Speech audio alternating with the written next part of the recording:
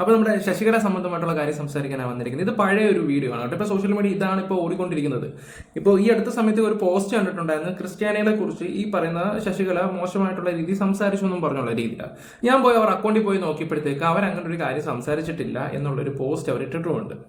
എന്നിട്ട് ഞാൻ കുറേ ഇങ്ങനെ തപ്പിപ്പോയപ്പോൾ കാര്യങ്ങളൊന്നും കാണുന്നില്ല. എനിക്ക് തോന്നുന്നു പഴയ വിഷയങ്ങളും പഴയ ഈ വീഡിയോസുകളൊക്കെ റെക്കമെൻഡേഷൻ വന്നതിന് ശേഷം ആയിരിക്കാം ചിലപ്പോൾ ആൾക്കാർ അത് ട്രോൾ ചെയ്തതും അത് വെച്ച് ഓരോ പോസ്റ്റും തയ്യാറാക്കുകയൊക്കെ ചെയ്തത്. നിങ്ങൾക്ക് ഈ ഒരു സ്ത്രീയെ ഇഷ്ടമാണോ? നിങ്ങൾ പറ. പിന്നെ ഒരു കാര്യം കൂടെ ഞാൻ എല്ലാവരോടും അങ്ങോട്ട് ചോദിക്കുന്ന ഒരു ചോദ്യം വെച്ചാൽ, ശശികലയുടെ വീഡിയോ ചെയ്യണമെങ്കിൽ നിങ്ങൾക്ക് പറയാം ചെയ്യാം, അല്ലെങ്കിൽ വേണ്ട ബ്രോ എന്ന് തന്നെ പറയാം. ഇവിടെ ഇന്ന് നമ്മുടെ സ്ഥലത്ത്, നമ്മുടെ ഈ കേരളത്തിൽ തന്നെ ജാതിയും മതത്തിൻ്റെയും കാര്യം പറഞ്ഞ് തമ്മിലടിപ്പിക്കുന്ന ഒരു വ്യക്തിയാണ്. അതിൻ്റെ A to Z കാര്യം തുറന്നു കാണിക്കുന്നത് മാത്രമേ ഉള്ളൂ ഞാൻ ചെയ്യുന്നത്. അത് വേണോ വേണ്ടായോ എന്ന് പറയേണ്ടത് നിങ്ങളാണ്. നിങ്ങൾ പറ, ഇത് ചെയ്യണോ വേണ്ടായോ എന്ന് കമൻറ്റ് ബോക്സിൽ രേഖപ്പെടുത്താം. ഓക്കെ. പിന്നെ അതുപോലെ തന്നെ ഇവരെ വെറുക്കുന്നവർ ഒന്ന് ലൈക്ക് അടി. എനിക്ക് അവരുടെ എണ്ണം ഒന്നും അറിയാം. ഞാൻ ഈ പറയുന്നുണ്ടെങ്കിലും ഒരുപാട് വ്യൂസും വരുന്നുണ്ട്, പക്ഷേ ലൈക്ക് കാര്യങ്ങളൊന്നുമില്ല. ഒരു പക്ഷേ ഇവരെ സപ്പോർട്ട് ചെയ്യാൻ മാത്രമാണ് ഇവിടെ ആൾക്കാരുള്ളത്. ഇവിടെ ഹിന്ദു, മുസ്ലിംസ്, ക്രിസ്ത്യൻസ് നമ്മളെല്ലാവരും ഒറ്റക്കെട്ടായിട്ട് നിൽക്കേണ്ടതാണ് നമ്മുടെ കേരളത്തിലാണ്. ഇപ്പം നിങ്ങൾ കണ്ടില്ലേ, പല സ്ഥലങ്ങളിൽ ഇപ്പം അറിയാലോ, ഓരോരുത്തർ ഓരോന്ന് കാണിച്ചു കൂട്ടുന്നതൊക്കെ ഇവരെപ്പോലുള്ളവന്മാരൊക്കെ വന്നിട്ട് ജാതിയുടെയും മതത്തിൻ്റെയും കാര്യങ്ങളൊക്കെ പറഞ്ഞ് ഇവരെ ഒരു 10 ക്ലാസ് അറ്റൻഡ് ചെയ്ത് കഴിഞ്ഞാൽ പല ആൾക്കാരും മയങ്ങി വീണ് അവരുടെ കൂടെ അങ്ങ് പോവും. പക്ഷേ സത്യാവസ്ഥ മനസ്സിലാക്കി വരുമ്പോഴത്തേക്ക് ഒരുപാട് ലേറ്റ് ആവുന്നുണ്ട്. ഈ അടുത്ത സമയത്ത് എന്നല്ല, 10 വർഷം മുമ്പാന്ന് തോന്നി വി ഡി സതീശൻ ഇവരൊരു കള്ളം പൊളിച്ചടിക്കായിരുന്നു. ഈ പറയുന്ന ഗുരുവായൂർ അമ്പലത്തിലെ സ്വർണ്ണങ്ങളും കാര്യങ്ങളും എല്ലാം അവിടുത്തെ പാർട്ടിക്കാർ അടിച്ചു പൊളിച്ച് നടക്കുക എന്നുള്ള രീതിയിലാണ്. എന്നിട്ട് പുള്ളി ഒരു ചോദ്യം ചോദിച്ചപ്പോഴത്തേക്ക് ഞാൻ അങ്ങനെ ഒരു കാര്യം പറഞ്ഞിട്ടില്ലെന്ന് പുള്ളി അതിൻ്റെ തെളിവ് സഹിതം കൊണ്ടുവച്ചിട്ടുണ്ടായിരുന്നു. വാ തുറന്നാൽ കള്ളം പറയുന്ന ഒരു സ്ത്രീ മാത്രമാണ് ഇവർ. അപ്പം ഇവരൊക്കെ ഇപ്പോഴും സപ്പോർട്ട് ചെയ്യുന്ന ആൾക്കാരുണ്ടല്ലോ എന്ന് ഓർക്കുമ്പോഴാണ്. ഓക്കെ, എന്തായാലും നമുക്ക് വീഡിയോയിലോട്ട് പോകാം. നമ്മുടെ ചാനൽ ആദ്യമായിട്ട് കാണുന്നവരൊന്ന് സബ് ചെയ്യുക, ഫേസ്ബുക്കിൽ കാണുന്നവരൊന്ന് ഫോളോ ചെയ്യുക, ഈ ഒരു വിഷയം പരമാവധി ഷെയർ ചെയ്യുക. അപ്പോൾ ലൈക്ക് അടിക്കുന്ന കൂട്ടത്തിൽ ഹൈപ്പും കൂടെ കൊടുത്തു. ഇവരെ വെറുക്കുന്നവർ മാത്രം അടിച്ചാൽ മതി. വെറുക്കുന്നവർ മാത്രം ഹൈപ്പും കൂടെ കൊടുത്തോ. ഓക്കെ, നമുക്ക് എന്തായാലും വീഡിയോയിലോട്ട് പോവാം. ഓഹോ. അപ്പം ഈ തട്ടിപ്പും വെട്ടിപ്പും ഒക്കെയാണ് ഇവിടെ ഉദ്ദേശിക്കുന്നത്. കൊള്ളാം, നല്ല കാര്യങ്ങളൊക്കെ തന്നെ. ഇവരുടെ ഒരു വാചകം, ഇവരുടെ സംസാര രീതികൾ കേട്ടിരിക്കുന്ന ആൾക്കാരെ ഞാൻ ഒരുപാട് നമിക്കുന്നുണ്ട്. കാരണം ഇതുപോലുള്ള ആൾക്കാരൊക്കെ നമ്മുടെ നാട്ടിലുണ്ടല്ലോ എന്ന് ഓർക്കുമ്പോഴാണ് ഭയങ്കരമായിട്ട് ശ്രദ്ധിക്കേണ്ട ഒരു കാര്യമാണ്. ഇവിടെ ഈ അടുത്ത സമയത്താണെങ്കിൽ പോലും മുസ്ലിംസിനെ അത്രയ്ക്ക് താഴ്ന്ന ലെവലിലോട്ട് ഇട്ടുകൊണ്ട് ഇങ്ങനെ പോയിക്കൊണ്ടിരിക്കുക. ഞാനൊരു ഹിന്ദുവാണ്. എല്ലാവരും ഡാനി സത്യൻ എന്ന് പറയുമ്പോൾ ക്രിസ്ത്യാനിയാണെന്ന് വിചാരിക്കുന്ന ഒരുപാട് ആൾക്കാരുണ്ട്. ഞാനൊരു ഹിന്ദുവാണ്. അപ്പം ഒരു ഹിന്ദുവായ ഞാൻ ഈ ഒരു സ്ത്രീക്ക് വേണ്ടി, ഈ സ്ത്രീക്കെതിരെ സംസാരിക്കുമ്പോൾ നിങ്ങൾക്ക് മനസ്സിലാക്കാൻ പറ്റുന്ന ഒരു കാര്യം എന്ന് വെച്ചാൽ, നമ്മൾ ഈ ഒരു കാര്യങ്ങളും വെച്ച് ഉറപ്പിക്കില്ല എന്നുള്ള ഇതാണ്. കാരണം കേരളത്തിലെ ആൾക്കാരെല്ലാവരും ഒറ്റക്കെട്ടായിട്ട് നിൽക്കണമെന്ന് മാത്രമേ ഞാൻ ആഗ്രഹിക്കുന്നുള്ളൂ. കാരണം ഇവിടെ മറ്റേ അദ്ദേഹം റഷീദ്, അബ്ദുൾ റഷീദ്, പുള്ളിയുടെ ഒരു വിഷയം വന്ന സമയത്താണെങ്കിൽ പോലും ഇവരത് വളച്ചൊടിച്ച് തിരിച്ച് വേറെ രീതിയിലാക്കി. ഓക്കെ, അതിനെക്കുറിച്ച് ഞാനിപ്പോൾ സംസാരിക്കുന്നൊന്നുമില്ല, അത് അവിടെ വിട്ടേക്ക്. നമുക്ക് എന്തെങ്കിലും ഒരു ബാക്കി പറഞ്ഞേക്കാം. ഇതിനേക്കാൾ എത്ര ഭേദ പിള്ളേരെ പിടിച്ചോണ്ട് വന്ന് മറ്റേ നമ്മള് കുട്ടികളെ ഇവിടുത്തെ കട പറഞ്ഞോട് എത്ര ഭേദ ഒന്നിനെങ്കിൽ ജീവിക്കാൻ വേണ്ടിയിട്ടാണ്. ഇവിടെയാണ് നമുക്ക് ഇറങ്ങേണ്ടി വരുന്നത്. തീർന്നു, ഭയങ്കരമായിട്ട് തീർന്നു. ഇവരുടെ സംസാരമൊക്കെ കേട്ടിട്ട് ഇരുന്ന എല്ലാ കാര്യങ്ങളും ദൈവമാണ് ഇവിടെ കൺട്രോൾ ചെയ്യുന്നുള്ള രീതിയിലായിട്ടാണ് ഇവരുടെ സംസാരവും കാര്യങ്ങളൊക്കെ. എന്ത് ദൈവമുണ്ട്, അത് വേറെ കാര്യങ്ങൾ. എല്ലാവർക്കും വിശ്വാസങ്ങളും കാര്യങ്ങളൊക്കെ ഉണ്ട്. മനുഷ്യൻ ചെയ്യേണ്ട കാര്യങ്ങൾ മനുഷ്യർ തന്നെ ചെയ്യണം, അത് വേറെ കാര്യം. കൊള്ളാലോ. അങ്ങനെ ആകുമ്പോൾ ഹിന്ദുക്കളിൽ തന്നെ പല പല ജാതികളുണ്ടല്ലോ. നായരുണ്ട്, ഈഴവയുണ്ട്, അങ്ങനെ പല ഇതുമുണ്ട്. ഇവരെന്തിനും ഇതൊക്കെ ഇങ്ങനെ വന്നിട്ട് ഈ സംസാരിക്കുന്നത് ഞാൻ ആലോചിക്കുന്നത്. ഞാൻ ഈ അടുത്ത സമയത്ത് നന്ദഗോവിന്ദൻ ഭജൻസിൻ്റെ ഒരു വീഡിയോയ്ക്കെതിരെ ഇവർ വിമർശിച്ചിട്ടുണ്ടായിരുന്നു. അതും ഒരു പള്ളിയിൽ അവിടെ ചെന്നിട്ട് ഈ സ്ത്രീ അവരെ കണ്ട് അവിടുത്തെ ഈ നന്ദഗോപൻ ഭജൻസ് വന്ന സമയത്ത് കാർ പാർക്കിംഗ് ഒക്കെ ഒരുക്കി കൊടുക്കുകയും ചെയ്തിട്ടുണ്ടായിരുന്നു. ഇതെല്ലാം ഒരുക്കി കൊടുത്തൊരു വ്യക്തി ആ വ്യക്തിക്ക് വേണ്ടി ഇവരൊരു പാട്ട് പാടി. അതിനെതിരെ ഇവർ പോസ്റ്റ് ഇട്ടാണ്, നമ്മുടെ കുട്ടികൾ ഒരു തെറ്റ് ചെയ്താൽ അത് പറഞ്ഞു കൊടുത്ത് തിരുത്തേണ്ട നമ്മുടെ ഉത്തരവാദിത്തമല്ലേ എന്നും പറഞ്ഞിട്ട് അവർക്കെതിരെ സംസാരിച്ചൊരു വ്യക്തി. അപ്പം തന്നെ മനസ്സിലാക്കാൻ പറ്റും ഈ സ്ത്രീയുടെ ഒരു നിലപാട് എന്താണെന്നുള്ള രീതിയിലാണ്. ഇപ്പം അവരവിടെ പോയി ഇപ്പം ക്രിസ്ത്യൻസിന് വേണ്ടി ഒരു പാട്ട് പാടി കൊടുത്തെന്നും പറഞ്ഞിട്ട് ആകാശം ഒടിഞ്ഞു വീഴ്ത്തൊന്നുമില്ല. ഞാനൊരു കാര്യം പറയാം, ഇവിടെ നമ്മുടെ നാട്ടിൽ മനുഷ്യനായിട്ട് കാണാൻ ശ്രമിക്കുക. എല്ലാവരെയും.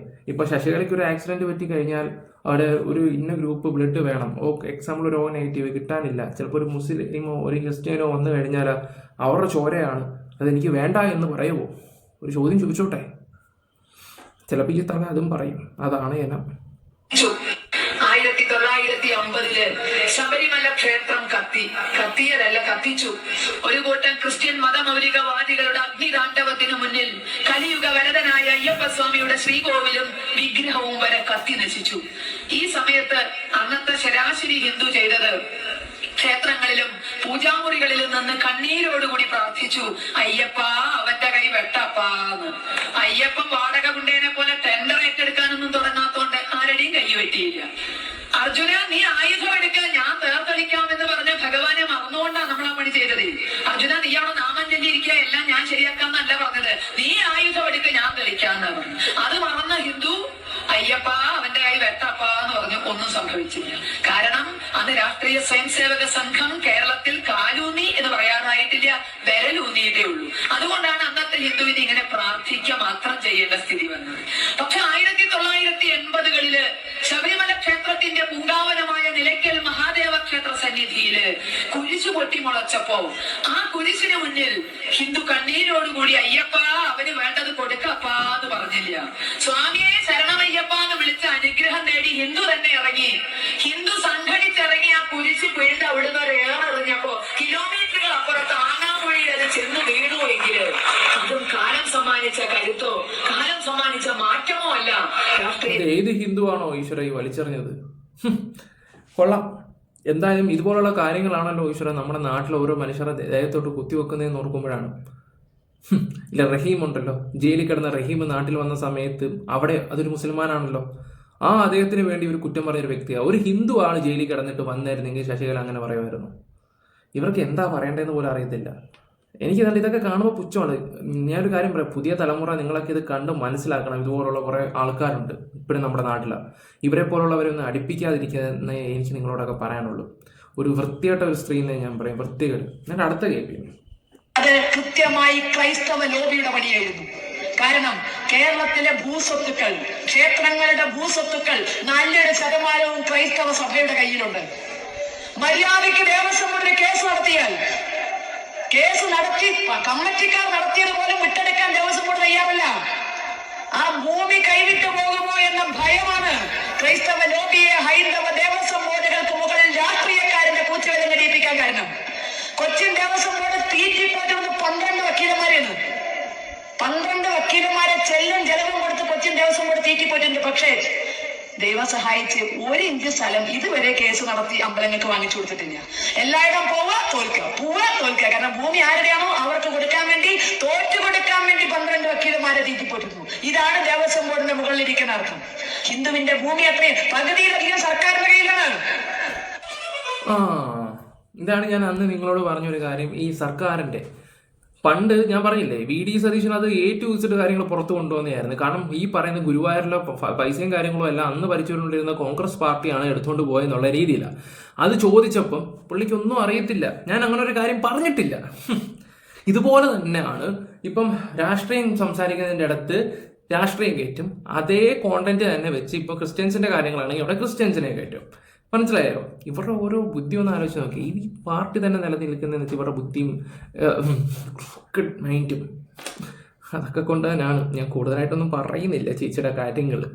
അടുത്ത വെക്കാം. ഇത് കേട്ടിട്ട് നിങ്ങൾ മനസ്സിലാക്കണം ഇവർ എത്രമാത്രം മാനിപ്പുലേറ്റ്. അമൃതാനന്ദമയുടെ അവിടെ നിന്ന ആൾക്കാരൊക്കെ കംപ്ലൈന്റ് കൊടുത്തൊന്നും ചേച്ചി അറിഞ്ഞിട്ടില്ലെന്ന് തോന്നുന്നുണ്ട്. അവിടുത്തെ പീഡനങ്ങളും കാര്യങ്ങളും ബുദ്ധിമുട്ടുകളും കാര്യങ്ങളും എല്ലാം ആൾക്കാർ പുറത്ത് ഒരു സ്റ്റോറി തന്നെ എഴുതി വിട്ടിട്ടുണ്ടായിരുന്നു. അല്ലെങ്കിൽ ഒരു വീഡിയോ കാര്യങ്ങളൊക്കെ ഉണ്ടെങ്കിൽ ചേച്ചി സമൂഹത്തിൽ എത്തിച്ചാൽ കുറച്ചും കൂടെ നല്ലതായിരിക്കും. ഞങ്ങൾക്കൊരു വിശ്വാസത്തിന് വേണ്ടിയാണ്. എന്തൊക്കെ കഥകളാണോ വരുന്നതെന്ന്. ഓഹോ, എന്തൊക്കെ കേൾക്കണം എൻ്റെ ദൈവമേ. ഞാൻ എൻ്റെ കൂട്ടുകാരനോട് ഈ ഒരു ക്ലിപ്പ് വെച്ചിട്ട് ഞാനിത് കണ്ടിട്ട് ഞാൻ അന്തം വിട്ട് കുന്തം പിഴുകി പോലെ ആയിപ്പോയി. കാരണം ഇവരുടെ സംസാര രീതികളൊക്കെ കഴിഞ്ഞ വീട്ടിലൊക്കെ ഞാൻ പച്ചയ്ക്ക് ഇവരെ ആട്ടാണ്. ഇപ്പം എനിക്ക് ഇവരുടെ സഹതാപവും വെറുപ്പും കൂടെ മാത്രമേ ഉള്ളൂ. ഞാൻ പറഞ്ഞാൽ ചിലപ്പോൾ കൂടിപ്പോകും, പറഞ്ഞാൽ ശരിക്കും കൂടിപ്പോകുന്ന രീതിയിലത്തെ കാര്യങ്ങളാണ് ഇവർ പറയുന്നത്. സമാനം പോയിട്ട് 17 ആള് പോലും ഇല്ലാതെയാണ് ഇവിടെ ന്യൂനപക്ഷ വിഭാഗങ്ങൾ കയറി വന്നിരിക്കുന്നത്. ഇപ്പൊ കേരളത്തിലേക്കൊക്കെ വന്നത് നമുക്കറിയാലോ, വളരെ കുറച്ച് ആളുകൾ വന്നത് കേരളത്തിലേക്ക്. അന്ന് പോലും അവരെ ഇവിടെ ആരും വേട്ടയാടിയിട്ടില്ല. ഇത് വരുന്ന സമയത്ത് ഇവർ 17% ഉണ്ട്. 17 ലക്ഷം ഉണ്ട്, 17,000 ഉണ്ട്, ഒന്നുമില്ല, 17 ആൾ പോലും ഇല്ല. ആ സമയത്താണ് കൊടുങ്ങല്ലൂർ അവർക്ക് പള്ളി നിർമ്മിച്ചു കൊടുക്കുന്നത്. ഒരു ക്ഷേത്രത്തിന്റെ സ്ഥലത്ത് ക്ഷേത്രം നിർമ്മിക്കാൻ ഉദ്ദേശിച്ച വസ്തുവകകൾ കൊടുത്താണ് കൊടുങ്ങല്ലൂർ ആരാധനാലയം ഉണ്ടാക്കുന്നത്. ഇവിടെ ഒന്നും ഒരാളും ഇതിനെ എതിർത്തിട്ടില്ല. നല്ല കാര്യം. ഇപ്പൊ എന്താ ഇപ്പൊ വിഷയം? അവർ വല്ല പ്രശ്നം ഉണ്ടാക്കിയോ? ഇല്ല. ഇവർക്ക് മാത്രം എന്താ ഈ ക്രിസ്ത്യൻസിനെയും മുസ്ലിംസിനെയും ഒക്കെ കാണുമ്പോൾ ഇത്ര കടി? ഞാൻ അങ്ങനെ പറയത്തുള്ളൂ. ഞാനൊരു കാര്യം പറയാം, ഇവർ ഹിന്ദുക്കൾക്ക് വേണ്ടി സംസാരിക്കുന്നെങ്കിലും ഇന്ന് ഭൂരിഭാഗം ഹിന്ദുക്കൾക്ക് ഇവർക്ക് എതിരാണ്. ഇവരുടെ ആശയം, ഇവരുടെ രീതികൾ, ഇവരുടെ സംസാരവും കാര്യങ്ങളൊക്കെ നമ്മുടെ നാട്ടിൽ ഇങ്ങനെ സംസാരിക്കുമ്പോൾ ആർക്കും അക്സെപ്റ്റ് ചെയ്യാൻ പറ്റത്തില്ല. ഒരു ഇലക്ഷൻ വരുന്ന സമയത്ത് നിങ്ങൾ ഇതുപോലെ ഹിന്ദു, ക്രിസ്ത്യൻ, മുസ്ലിം എന്നൊക്കെ പറഞ്ഞിട്ടുള്ള രീതി നിങ്ങൾ വോട്ട് പിടിക്കുമോ? പറ. നിങ്ങൾ ആ സമയത്ത് ഇപ്പം ശശികലയാണ് ഇപ്പം ഇലക്ഷന് നിൽക്കുന്നതെന്ന് വെച്ചോ, ശ്രദ്ധിക്കേണ്ട ഒരു കാര്യം എന്താണെന്ന് വെച്ചാൽ ശശികല പറയുമോ മുസ്ലിംസ് അങ്ങനെ ഇങ്ങനെയാണ്, മറ്റേ അവരുടെ വോട്ട് എനിക്ക് വേണ്ട, ക്രിസ്ത്യൻസിൻ്റെ എനിക്ക് വോട്ട് വേണ്ട പറയുമോ? ഇല്ല. അതാണ് ആൾക്കാരെ തെറ്റിദ്ധരിപ്പിക്കാൻ അമ്മച്ചി കഴിഞ്ഞിട്ടേ ഉള്ളൂ. എന്തായാലും നിങ്ങളുടെ അഭിപ്രായങ്ങൾ കമന്റ് ബോക്സിൽ രേഖപ്പെടുത്തും. ഞാൻ ഈ ഒരു വീഡിയോ ഇതെല്ലാം ചെയ്തപ്പം എനിക്ക് പ്രത്യേകിച്ച് എന്താ പറയണ്ടേ, എടുത്തു പറയാൻ മാത്രമായിട്ടുള്ള വലിയ കാര്യങ്ങൾ ഉണ്ട്, പക്ഷെ ഞാനത് പറഞ്ഞിട്ടില്ലെന്നേ ഉള്ളൂ. കാരണം ഇത് നിങ്ങൾക്ക് ഈ ഒരു വീഡിയോ കാണുമ്പോൾ മനസ്സിലാവും, ഒന്ന് ഓടിച്ചിട്ട് വിടുന്ന ഒരു വീഡിയോ മാത്രമായിട്ട്. നമുക്കിതിനെക്കുറിച്ച് സംസാരിക്കാം, ഒരുപാട് കാര്യങ്ങൾ സംസാരിക്കാം. ഇനിയുള്ള വരും ദിവസങ്ങളിലൊക്കെ ഞാനിവരെ ടാർഗറ്റ് ചെയ്യും. നിങ്ങളുടെ അഭിപ്രായങ്ങൾ എന്തായാലും കമന്റ് ബോക്സിൽ രേഖപ്പെടുത്തുക. Bye, love you all guys. എന്തായാലും ചാനൽ ഒന്ന് സബ് ചെയ്തേക്കുക, ലൈക്ക് കൊടുക്കാത്തവരെല്ലാവരും ഒന്ന് ലൈക്ക് കൊടുക്കുക, ഹൈപ്പും കൂടെ കൊടുത്തേക്കുക. Bye, love you all.